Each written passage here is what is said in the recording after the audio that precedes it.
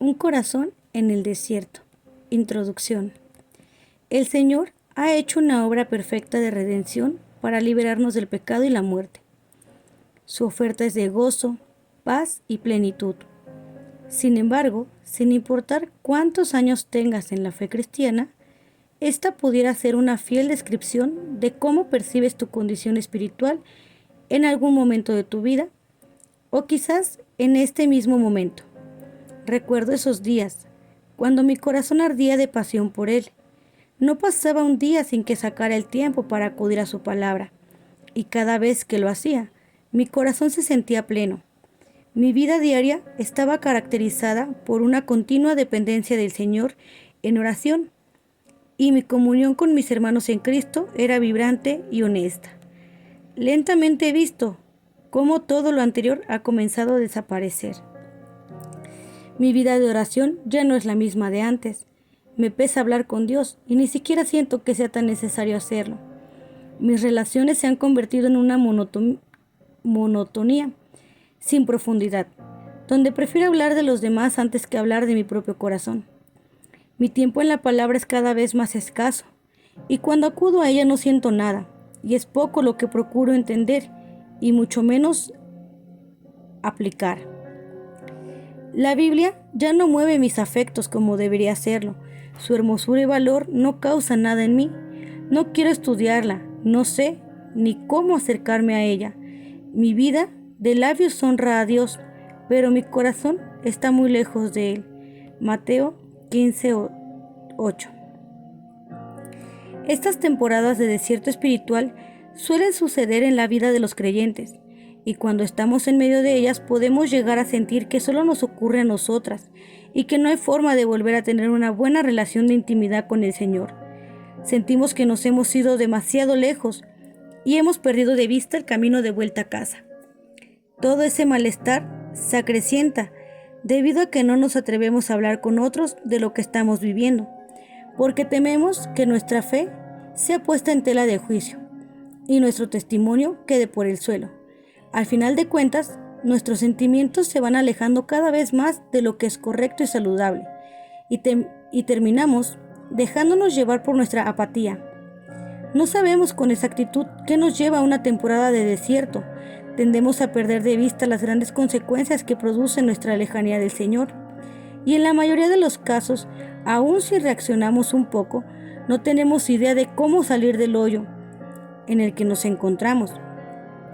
Nuestras almas están tristes y agotadas, y por supuesto, todos los desiertos son inhóspitos y producen una sed inmensa que no sabemos cómo saciar.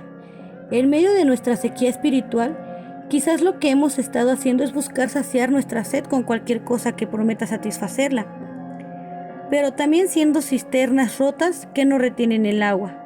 Jeremías 2:13. Y al final nos sentimos más cansadas y vacías. Sin embargo, lo que quisiera decirte es que en Cristo tenemos esperanza para esos tiempos de sequía espiritual. Jesús es el agua viva en medio de nuestro desierto y está dispuesto a darnos a beber de Él, para que no tengamos sed jamás. Juan 4:10. En esos tiempos de desierto espiritual, donde nuestras almas se alejan de Dios, hay uno que nos llama y nos invita a acercarnos a aguas refrescantes y abundantes sin costo alguno y sin medida. Todos los sedientos vengan a las aguas, y los que no tienen dinero, vengan, compren y coman. Vengan, compren vino y leche sin dinero y sin costo alguno. ¿Por qué gastan dinero en lo que no es pan y su salario en lo que no sacia? Escúchenme atentamente y coman lo que es bueno, y se deleitará su alma en la abundancia. Inclinen su oído y vengan a mí. Escuchen y vivirá su alma.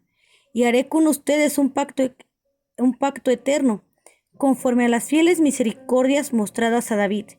Busquen al Señor mientras pueda ser hallado. Llámenlo en tanto que está cerca. Abandone el impío su camino y el hombre malvado sus pensamientos, y vuélvase al Señor, que tendrá de él compasión, al Dios nuestro, que será amplio en perdonar. Isaías 55, 1 al 3 y del 6 al 7. Mi oración es que este libro pueda ser, Mi oración es que este libro pueda servirte para entender el desierto en el que tal vez te encuentres, descubrir las razones que te han llevado ahí y lo más importante, que al final seas capaz de caminar hacia aquel que puede hacer brotar ríos de agua viva de tu interior una vez más. Juan 7:38. ¿Me acompañas? Capítulo 1. El alma en el desierto. La sequía espiritual del alma. Probablemente la has experimentado más de una vez en tu vida, o quizás la estés experimentando ahora mismo. Estamos hablando de ese momento en tu caminar cuando sientes que tu corazón está seco, tu sentido de la presencia de Dios se haya oscurecido y tu deseo de estar con Él se ha agotado. Esas son las temporadas de desierto espiritual, día tras día, sermón tras sermón, y sin importar en cuántas actividades religiosas participemos, siempre terminamos sintiéndonos vacías y preocupadas por la brecha que hay entre la persona que deseamos ser y la condición espiritual en la que nos encontramos. Vemos como si la relación con Dios que desearíamos tener, las disciplinas espirituales que quisiéramos practicar y la clase de fe que anhelamos que nos domine, estuvieran muy lejos. Pero mientras observamos esos anhelos, chocamos con la realidad de nuestra verdadera condición espiritual, un corazón seco y sediento. En el libro de los Salmos encontramos múltiples expresiones de las emociones que pueden llegar a experimentar nuestras almas. Ese libro nos recuerda de manera especial que no estamos solas cuando experimentamos nuestras vivencias más profundas. Grandes hombres de Dios inspirados por Dios mismo nos han dejado plasmadas la realidad de un corazón caído y la respuesta misericordiosa del Señor a las calamidades que éste enfrenta. La palabra nos enseña que todo lo que fue escrito en tiempos pasados para nuestra enseñanza se escribió, a fin de que por medio de la paciencia y del consuelo de las Escrituras tengamos esperanza. Romanos 15:4. La Biblia nos provee consuelo y esperanza a través de la provisión divina para cada una de nuestras circunstancias difíciles, incluyendo los tiempos de desierto espiritual. Uno de los lugares donde podemos hallar esa condición compartida de la experiencia de sequía espiritual es Salmos 42.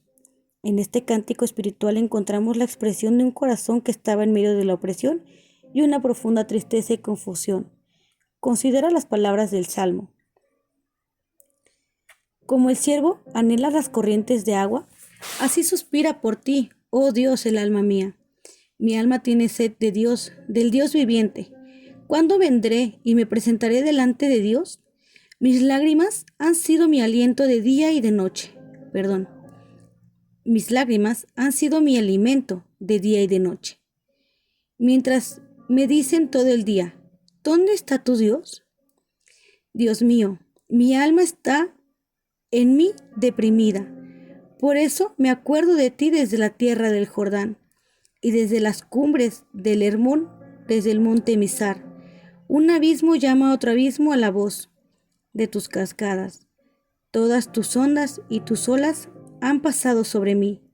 Un día mandará el Señor su misericordia y de noche su cántico estará conmigo.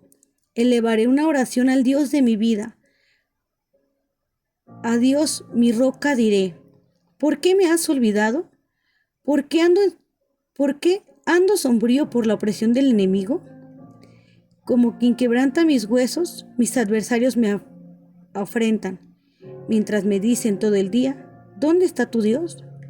¿Por qué te desesperas, alma mía, y por qué te turbas dentro de mí? Espera en Dios, pues lo he de alabar otra vez. Él es la salvación de mi ser y mi Dios. Salmos 42, del 1 al 11.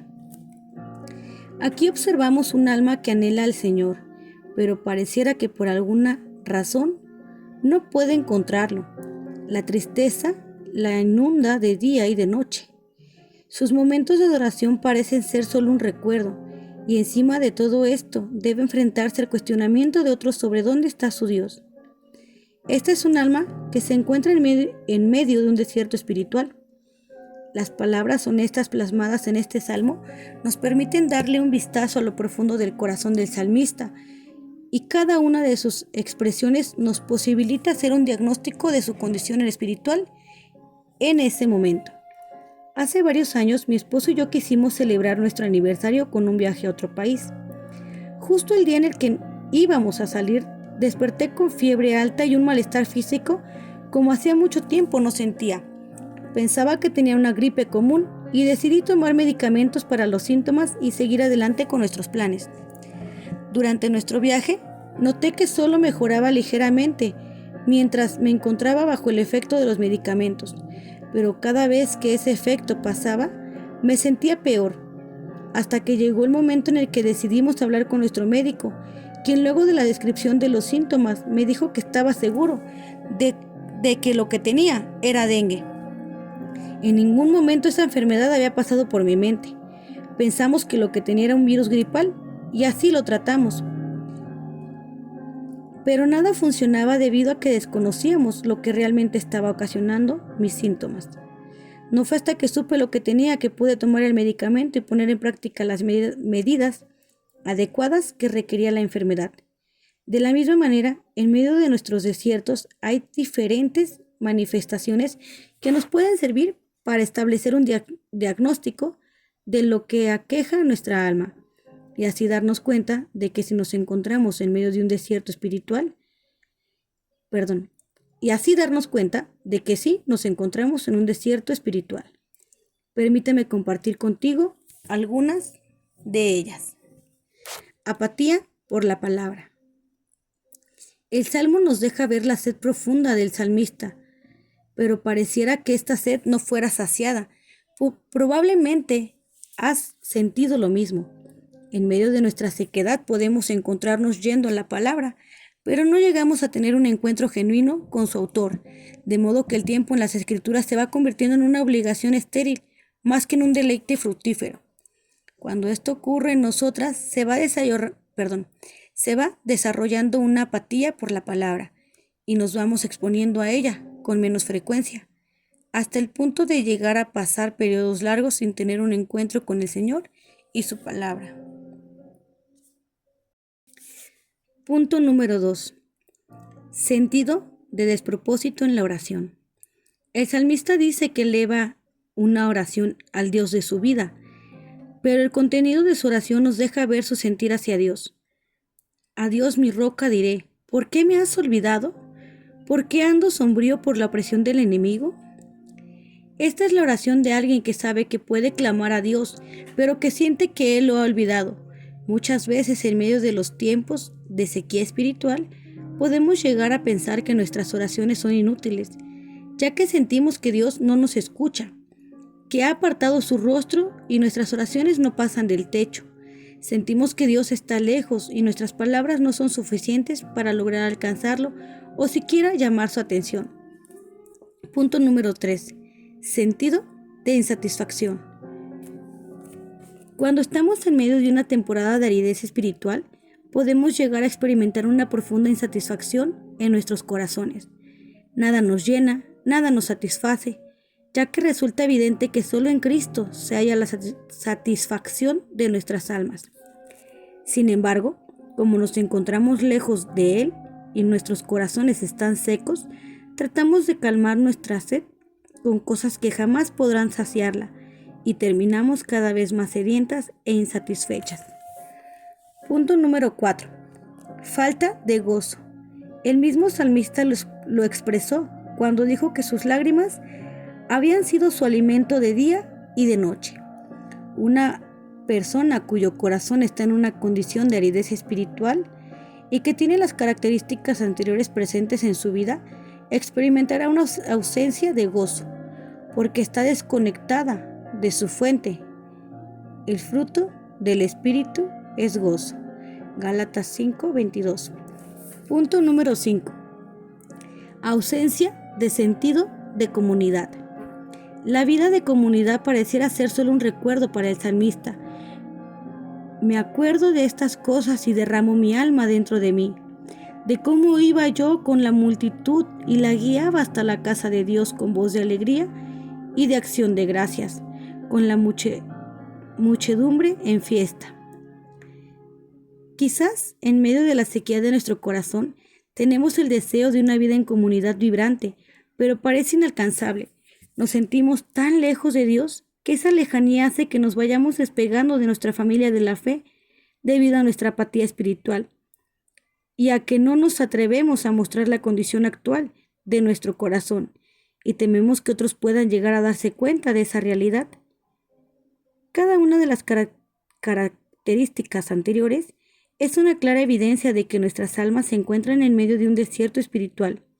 No obstante, quisiera llamar tu atención sobre el hecho de que darnos cuenta de esa condición es también una muestra sublime de la gracia de Dios.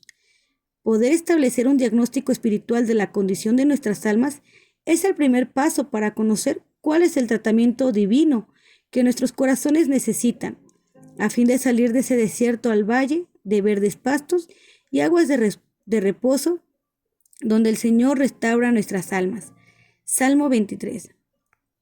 En el desierto, sin saber que lo estamos.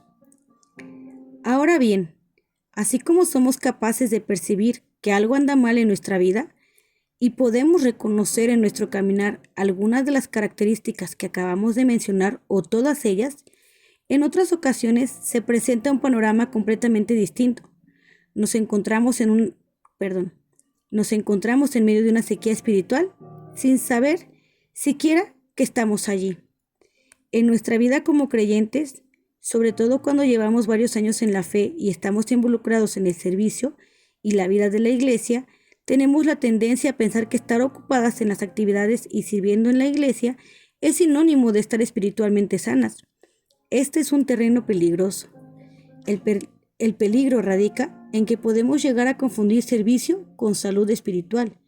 Aunque nuestro servicio a Dios debe ser una respuesta de adoración proveniente de corazones agradecidos y llenos de amor hacia Él, podemos encontrarnos sirviendo sin hacerlo para el Señor.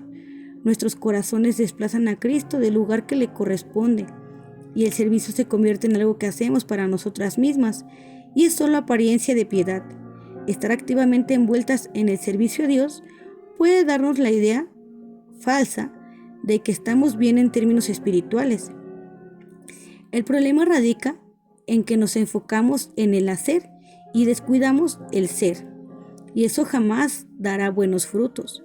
Un corazón que está constantemente dando, pero que no permanece en comunión con su Señor y no recibe alimento constante de la palabra, terminará secándose. Marcos nos presenta de la siguiente manera la escena en que Jesús estaba designando a sus 12 apóstoles. Después, Jesús subió al monte, llamó a los que él quiso y ellos vinieron a él. Designó a 12 para que estuvieran con él y para enviarlos a predicar. Marcos 3, 13 al 15. ¿Pudiste darte cuenta de la prioridad de Jesús? La primera razón por la que Jesús designó a sus apóstoles fue para que estuvieran con él y luego para todo lo demás relacionado con el servicio. Estar con él en una relación de intimidad se hallaba por encima del servicio, porque esto era lo que los iba a sostener espiritualmente y los capacitaría para todo lo que tendrían que hacer por el Señor en el futuro. Otros de los terrenos peligrosos que muchos cristianos transitan sin saberlo es cuando llegan a pensar que están nutridos porque se exponen a la palabra los domingos o participan en distintas actividades eclesiásticas. No perdemos un servicio o estar presentes en cada conferencia. No perdernos un servicio o estar presente en cada conferencia no implica que estemos teniendo un encuentro con el Dios de la palabra. En el mismo sentido, es posible que nos hallemos expuestas continuamente a las Escrituras y que no esté ocurriendo ningún cambio en nosotras, porque solo se trata de teoría, que nunca llevamos a la práctica. El gran drama de muchos cristianos es que pueden estar expuestos continuamente a las Escrituras sin darse cuenta de que sus corazones se han vuelto impermeables a su influencia y poder. Escuchar la palabra puede llegar a convertirse en una costumbre y por lo tanto dejamos de prestarle atención. Tratamos las escrituras como fuente de una información que entra en nuestros oídos, pero nuestras mentes y nuestros corazones se encuentran muy lejos de Dios. Esa religiosidad falsa puede darnos la idea de que estamos bien, porque supuestamente estamos escuchando la palabra con regularidad. Sin embargo, el problema es que terminamos asociando intimidad con actividad. Quisiera dejar en claro que la palabra de Dios es alimento para el alma. Cuando se presentaban tus palabras, yo las comía. Tus palabras eran para mí el gozo y la alegría de mi corazón. Jeremías 15:16. Jesús mismo proclamó: no solo de pan vivirá el hombre, sino de toda palabra que sale de la boca de Dios. Mateo 4:4. Sin embargo, cuando un corazón se endurece al atravesar un desierto espiritual, finalmente deja de prestar atención y la palabra de Dios es dejada a un lado. El Señor dijo, por medio de Jeremías, que Él le envió su palabra sin cesar a su pueblo, pero no me prestaron atención ni me escucharon. Jeremías 35:15. Sin alimento físico, nuestros cuerpos perecerían en cuestión de días, y sin el alimento espiritual, los afectos de la inanición en nuestras almas nos harían esperar. La palabra de Dios es el maná con el que Dios alimenta a sus hijos para que puedan crecer a la imagen de su Hijo perfecto, Jesucristo. Si nuestros corazones y nuestra atención se encuentran realmente lejos de la palabra, aunque pensemos que no es así, nuestras almas se secarán al carecer del alimento espiritual y comenzarán a mostrarse como terrenos áridos que son incapaces de dar frutos. Necesitamos detenernos con frecuencia en nuestro andar como creyentes y evaluar nuestra vida. Necesitamos considerar nuestros caminos, Ageo 1:5, y ver si somos saludables espiritualmente o nos encontramos en medio de la aridez del desierto espiritual. Sea cual sea el resultado, en Cristo siempre reside nuestra esperanza. Aquel que está sano no necesita de médico. Si hay algo en lo que no soy buena en absoluto entre muchas otras cosas, es eligiendo alguna película o serie de televisión. He resuelto no elegir nada, ni siquiera para mí, porque entre un mar de opciones nunca he logrado decidir. Gracias a Dios, mi esposo es todo lo opuesto, así que cuando no puedo elegir, él lo hace por mí, y casi siempre me gustan sus elecciones. Sin embargo, una de las razones por las que él elige tan bien por mí es que me conoce y sabe que me encantan las series o películas de suspenso o en las que se solucionan casos criminales. Una de las cosas que caracterizan a este tipo de series o películas es que se deben observar y reconocer detalles que aparentemente son obvios, pero que, si los analizamos bien, pueden convertirse en algo extraordinario y terminar trayendo la solución o explicación al caso. Mateo nos presenta un relato en el que lo obvio termina siendo completamente extraordinario. Cuando Jesús se fue de allí, vio a un hombre llamado Mateo, sentado en la oficina de los tributos, y le dijo: «Ven tras mí». Y levantándose, lo siguió. Y estando él sentado a la mesa en la casa, muchos recaudadores de impuestos y pecadores llegaron y se sentaron a la mesa con Jesús y sus discípulos. Cuando los fariseos vieron esto, dijeron a sus discípulos: ¿por qué come su maestro con los recaudadores de impuestos y pecadores? Mateo 9, versículo 9 al 11. Mateo era recaudador de impuestos. Eso significaba esencialmente que había trabajado para Roma y que muchos lo consideraran como un traidor. Su posición hacía que se mantuviera distante del resto de la sociedad y las sinagogas. Sus amigos estaban entre el grupo de los pecadores. Sin embargo, un día ocurrió algo que cambió su historia por completo. Jesús acababa de sanar a un paralítico y perdonar sus pecados, y mientras caminaba, vio a Mateo y le dijo: «Sígueme». La respuesta de Mateo fue inmediata. Él se levantó y lo siguió. Mateo dejó todo para seguir a alguien que no tenía ni siquiera dónde recostar su cabeza. ¿Por qué? Porque el llamado del Señor es irresistible. Jesús le dice al leproso, sé limpio, y éste queda limpio de inmediato. A la hija de Jairo le dice, levántate, y ella se levanta de entre los muertos. Solo una palabra de Jesús es suficiente para que todo lo que Él quiere sea hecho. Luego de que Mateo siguiera a Jesús, muchos pecadores se sentaron a la mesa con el Maestro y sus discípulos en casa del recaudador de impuestos. Los fariseos lo criticaban porque estaba junto a pecadores.